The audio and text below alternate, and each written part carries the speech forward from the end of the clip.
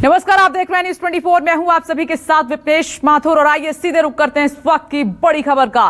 पंजाब में सियासी पंगे लगातार बढ़ते जा रहे हैं। शहाद डोभाल से मुलाकात के बाद अमरिंदर सिंह आज चंडीगढ़ के लिए रवाना हो जाएंगे। ये इस वक्त की बड़ी खबर है। शाम 4 बजे वो चंडीगढ़ के लिए रवाना हो जाएंगे। दूसरी तरफ सीएम चन्नी सिद्धू को मनाने की कोशिशें करने में जुट गए हैं। आज वो उनसे चंडीगढ़ में मुलाकात करेंगे। तो इन सबसे अलग केजरीवाल पंजाब को जीतने के लिए स्वास्थ्य गारंटी का उन्होंने ऐलान कर दिया। और ये तस्वीरें आपके सामने, NSA national security adviser Ajit Doval से मुलाकात की कैप्टन अमरिंदर सिंह ने और 20 मिनट तक कहा जा रहा है सुरक्षा को लेकर यह मुलाकात हुई। उसके बाद डोभाल अमित शाह से मिलने पहुंचे हैं। कैप्टन और शाह की मुलाकात की तस्वीर आप देख रहे हैं। इधर चन्नी से सिद्धू मिलेंगे और केजरीवाल का यह बड़ा ऐलान हुआ है।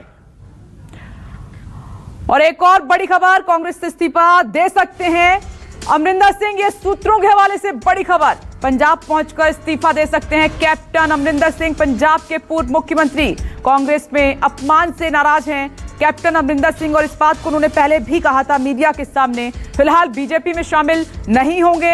ये भी सूत्रों के हवाले से हमें जानकारी मिली है कि बीजेपी ज्वाइन करने की अटकलें तेज थी, लेकिन इस पर अभी थोड़ी देर के लिए विराम लग गया है। और ऋषिकेश कुमार लगातार इस खबर पर अपनी नजर बनाए हुए हैं, जुड़ गए हैं दिल्ली से। ऋषिकेश, बीजेपी में शामिल नहीं हो रहे हैं, ये कंफर्म किया है अभी कैप्टन अमरिंदर सिंह ने, लेकिन बड़ी खबर यह है कि वो इस्तीफा दे सकते हैं कांग्रेस से पंजाब पहुंचते ही।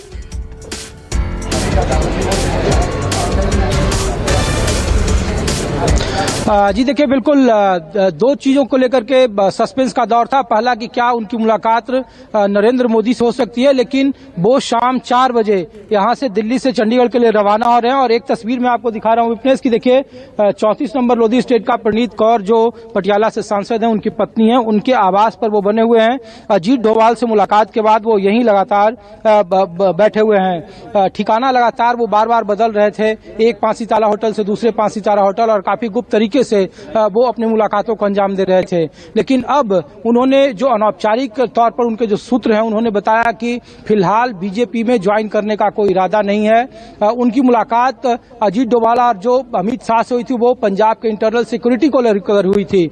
और आज सुबह के वक्त जब मुलाकात हुई अजीत डोभाल से, तो उस वक्त उन्होंने महत्वपूर्ण कागजात सौंपे। सूत्रों ने यहां तक दावा किया है कि उन कागजातों का संबंध मौजूदा प्रदेश अध्यक्ष नवजोत सिंह सिद्धू से है। उन्होंने ये भी कहा कि कांग्रेस से उनकी काफी नाराजगी है। कांग्रेस को उन्होंने बहुत कुछ दिया है। जब 2019 में बीजेपी की लहर चल रही थी तो 13 में से 8 सीटें लोकसभा की कांग्रेस के खाते में गई और वो सिर्फ कैप्टन के दारोमदार पर था, वो लोकसभा में जीत कर आए हैं। विधानसभा में 117 में से 77 से ज्यादा सीटें दी है। और इतना होने के बावजूद भी उन पर जिस तरीके से अविश्वास जताया गया, उससे वो भारी मन से दुखी है, व्यथित है। और हो सकता है यहां से जब वो चंडीगढ़ पहुंचे तो वो कांग्रेस से इस्तीफा दे सकते हैं। लेकिन ये बातें बिल्कुल तय है कि वो कांग्रेस के साथ नहीं रहेंगे। फिलहाल वो बीजेपी भी ज्वाइन नहीं कर रहे हैं। उनके हो सकता है कि वो नई पार्टी बनाए या फिर बीजेपी के साथ उनका तालमेल हो। बहुत सारे फॉर्मूले पर बातचीत चल रही है। लेकिन इनके मुलाकात के बाद तकरीबन 1 घंटे तक अजीत डोभाल का अमित शाह से मिलना बहुत सारे संकेत दे रहे हैं। राजनीति की बहुत सारी गुत्थी अभी भी उलझी हुई है। लेकिन कैप्टन फिलहाल अभी 34 लोधी स्टेट रोड में है और शाम 4 बजे यहां से वो दिल्ली से चंडीगढ़ के लिए रवाना होंगे। ये बातें बिल्कुल तय है। प्रधानमंत्री से उनकी कोई मुलाकात नहीं है। तो पल पल तस्वीर बदल रही है। चंडीगढ़ पहुंचने के बाद ही ये स्पष्ट हो पाएगा। कुछ जो मंत्री थे, इनके कैप्टन के सरकार में रहे खेल मंत्री थे, वो यहाँ पे मिलने आए हैं। कुछ और नेताओं से उनकी मुलाकात है। जब वो चंडीगढ़ जाएंगे तो कुछ और राजनीतिक मशवरे करेंगे अपने राजनीतिक सहयोगियों के साथ और फिर अगला कदम उठाएंगे। फिलहाल उनका बीजेपी में ज्वाइन करने का इरादा नहीं है। वो फिलहाल बीजेपी ज्वाइन नहीं कर रहे हैं। दर्शकों के लिए यही सबसे बड़ी सूचना, सबसे बड़ी खबर है। ओके, ये बड़ी जानकारी ऋषिकेश कुमार आपने दी है कि अभी बीजेपी ज्वाइन नहीं कर रहे हैं। 4 बजे चंडीगढ़ रवाना हो रहे हैं। तो इस खबर पर भी विराम लग गया कि वो पीएम से मुलाकात करेंगे। इस बीच एक और खबर, सुनील जाखड़ का नवजोत सिंह सिद्धू पर यह बड़ा हमला है अब तक का। सीएम को कमजोर करने की कोशिश कर रहे हैं सिद्धू। बहुत हुआ, अब enough is enough, Sunil Jakhar ने कह दिया है। एजी और डीजीपी पर सवाल, सीएम और गृह मंत्री पर सवाल उठाने जैसा है। अब हवा को साफ करने का समय आ गया है। ये सख्त लहजे में ऋषिकेश कुमार, सुनील जाखड़ का बड़ा हमला है अब तक का ये सिद्धू पर।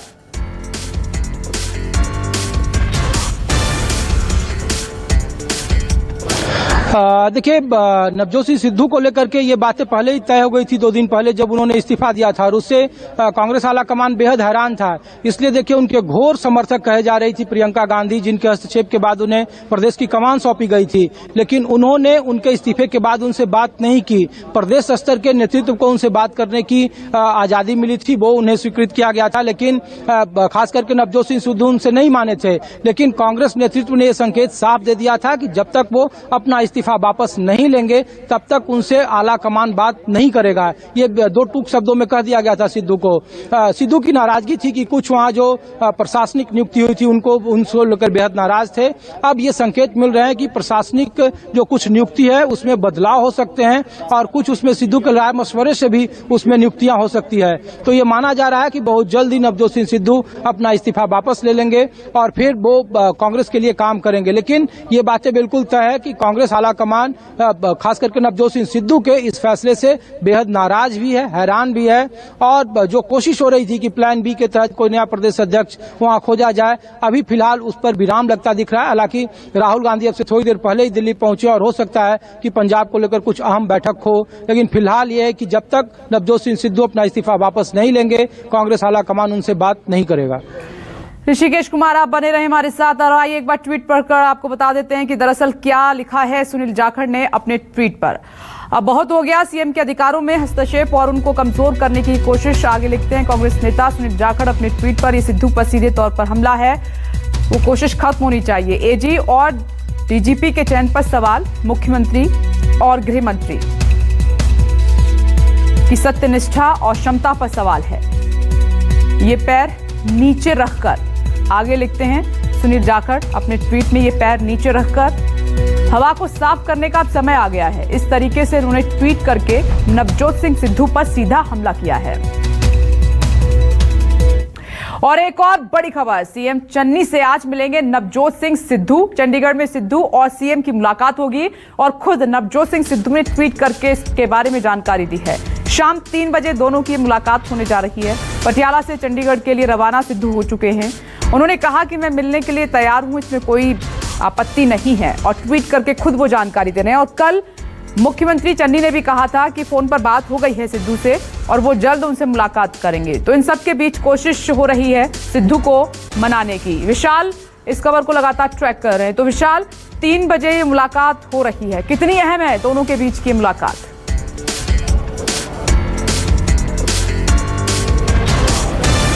देखिए, दोनों के बीच जो मुलाकात है काफ़ी अहम है और नवजोत सिंह सिद्धू जो हमारे सोर्सेज बता रहे हैं कि पटियाला से चल पड़े हैं, क्योंकि लगातार ही चरणजीत सिंह चन्नी ने भी जो रुख था वो स्पष्ट कर दिया था कि उन्होंने सिद्धू के साथ फ़ोन पर बातचीत की है, उनसे समय मांगा है, और ऐसा ही ट्वीट नवजोत सिंह सिद्धू की ओर से किया गया। और ऐसा लग रहा है कि हाईकमांड का सख्त रुख नवजोत सिंह सिद्धू ने भांप लिया है, क्योंकि कल और परसों से लेके अभी तक हाईकमांड के किसी भी बड़े नेता ने नवजोत सिंह सिद्धू के साथ संपर्क नहीं किया, बल्कि जिस तरह से चन्नी कैबिनेट के कुछ मंत्रियों ने स्पष्ट रुख अख्तियार कर लिया था और मुख्यमंत्री पर दबाव बनाया गया था, क्योंकि मुख्यमंत्री का कल पटियाला जाने का कार्यक्रम था कि मुख्यमंत्री की एक गरिमा होती है और उस गरिमा को कायम रखा जाए और नवजोत सिंह सिद्धू को यहीं पे बुलाया जाए। और वहीं पर जो अब भी जो पेच है वो फंसा हुआ है, डीजीपी और एजी को लेके के जो कैबिनेट मंत्री हैं वो नहीं चाहते कि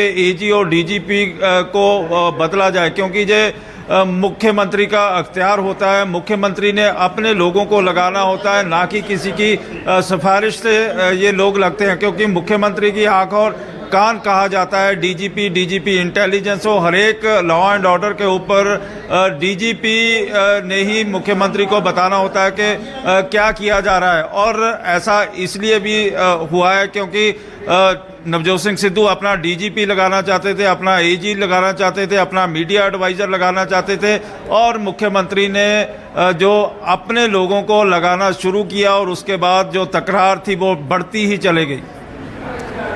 बिल्कुल विशाल, आप सही कह रहे हैं। अब देखते हैं कि जब ये सीएम और सिद्धू साथ में होंगे तो फिर क्या बात होती है। ये ट्वीट पढ़कर आपको बता देते हैं जो नवजोत सिंह सिद्धू की तरफ से किया गया है। वो लिखते हैं कि मुख्यमंत्री ने मुझे बातचीत का न्योता दिया है।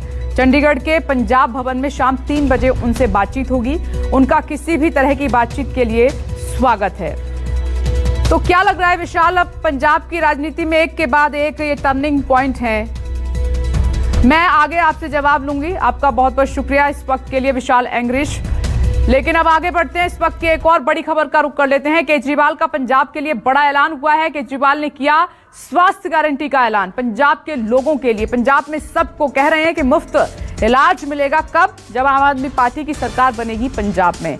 पंजाब में हर कोई मुख्यमंत्री बनना चाहता है और ये बड़ा हमला कांग्रेस पर है।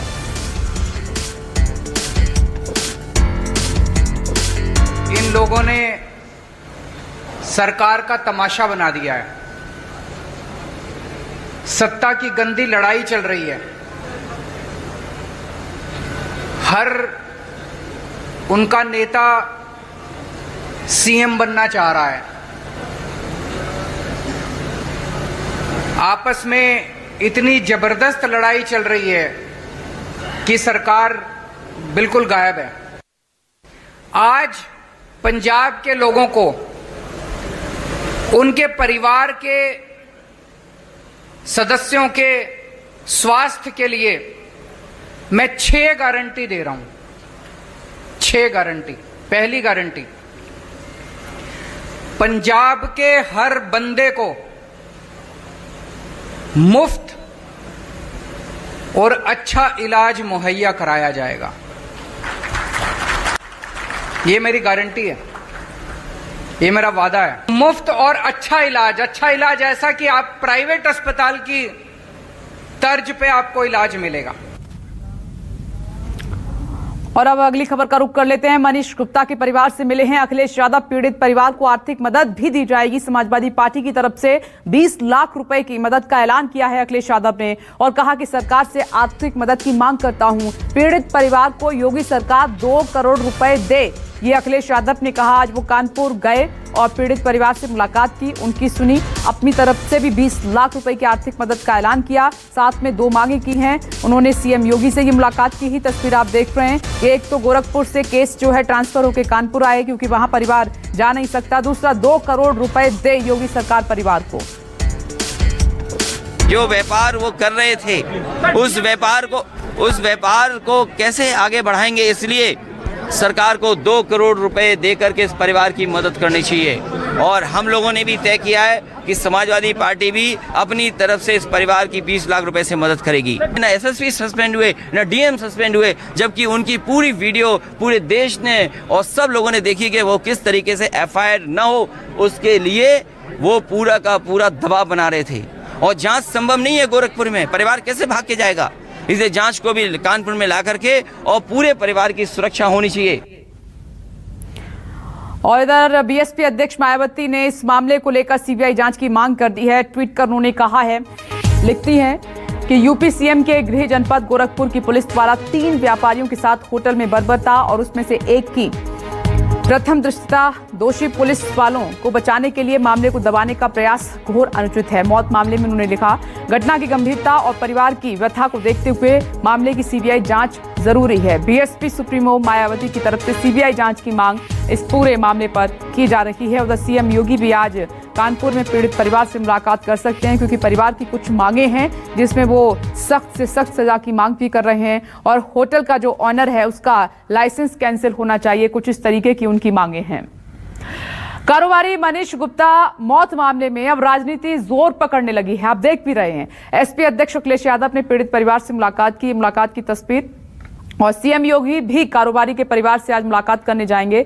इधर बीएसपी अध्यक्ष मायावती ने मामले की सीबीआई जांच की मांग की है। वो ट्वीट पढ़कर हमने आपको बताया और सरकार पर निशाना भी साधा। आपको यह भी बता दें कि पोस्टमार्टम रिपोर्ट में सिर पर गंभीर चोट लगने को लेकर मौत की वजह बताई जा रही है। इसके अलावा शरीर पर 4 अन्य जगहों पर गंभीर चोट के निशान मिले हैं और इस मामले में कार्रवाई करते हुए 6 पुलिस वालों को सस्पेंड कर दिया गया है। साथ ही सीएम योगी के निर्देश पर 3 पुलिसकर्मियों और 3 अज्ञात के खिलाफ एफआईआर दर्ज भी की गई है। सबसे विनती है, इस होटल ही में मेरे हस्बैंड का खून हुआ है, एक पुलिस वाले ने किया है। प्लीज न्याय दिला दीजिए। आप देखिए बाकी सारी क्लिप, कहीं खून नहीं है, वो खून से लथपथ थे। 2 दोस्तों ने भी बताया यहीं पे खून भरा हुआ था, होटल वालों ने सब साफ करवा दिया। प्लीज मदद करिए, मेरे पति को न्याय दिलाइए प्लीज। इस संबंध में मुख्यालय स्तर से तथा शासन स्तर से ये स्पष्ट निर्देश दिए गए हैं कि दोषी व्यक्तियों को किसी हालत में न बख्शा जाए और वहाँ के एडीजी तथा वहाँ के जो डीआईजी रेंज हैं, इन सभी चीज़ों को पूरी तरीके से परीक्षण कर लें। इसके अतिरिक्त जो 2 कमेटियाँ पहले से गठित हैं, उन कमेटियों में जो नॉन गस्टेड रैंक के अधिकारियों की कमेटी है, वो इस तरह के लोगों की पहचान करेगी जो कि दागी लोग हैं तथा जिनका पूर्व के इस तरह की शिकायतें रही हैं। तो शासन की तरफ से यही निर्देश हैं कि पूरी तरीके से इस प्रकरण में निष्पक्ष कार्रवाई हो। अशोक तिवारी लगातार इस खबर पर हमारे साथ बने हुए हैं। तो अशोक तिवारी, सीएम कब मिल रहे हैं और अंतिम संस्कार कब होगा?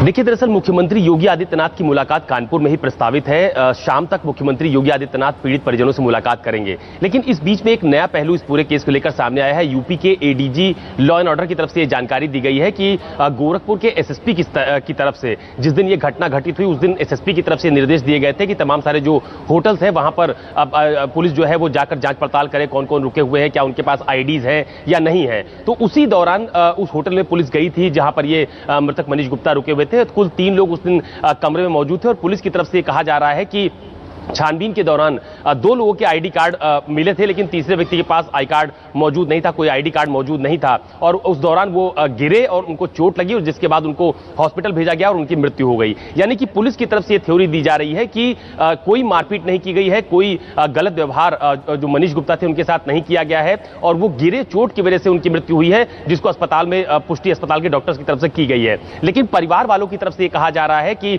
इस पूरी घटना में सरकार की तरफ से कोई बड़ी जांच होनी चाहिए ताकि दूध का दूध और पानी का पानी हो सके। और आपने देखा कि आप अपनी नजर बनाए रखिएगा जब सीएम मुलाकात करने वहां पर पहुंचेंगे। एक छोटा सा ब्रेक ले रहे हैं, फौरन लौटेंगे। देखते रहिए न्यूज़ 24। नमस्कार, मैं हूं मानक गुप्ता। अगर आपको हमारा ये वीडियो पसंद आया हो तो इसे लाइक और शेयर जरूर करें और हां, हमें सब्सक्राइब और फॉलो करना ना भूलें ताकि आप देश और दुनिया की कोई खबर मिस ना करें। तो जुड़े रहिए हमारे साथ और देखते रहिए न्यूज़ 24।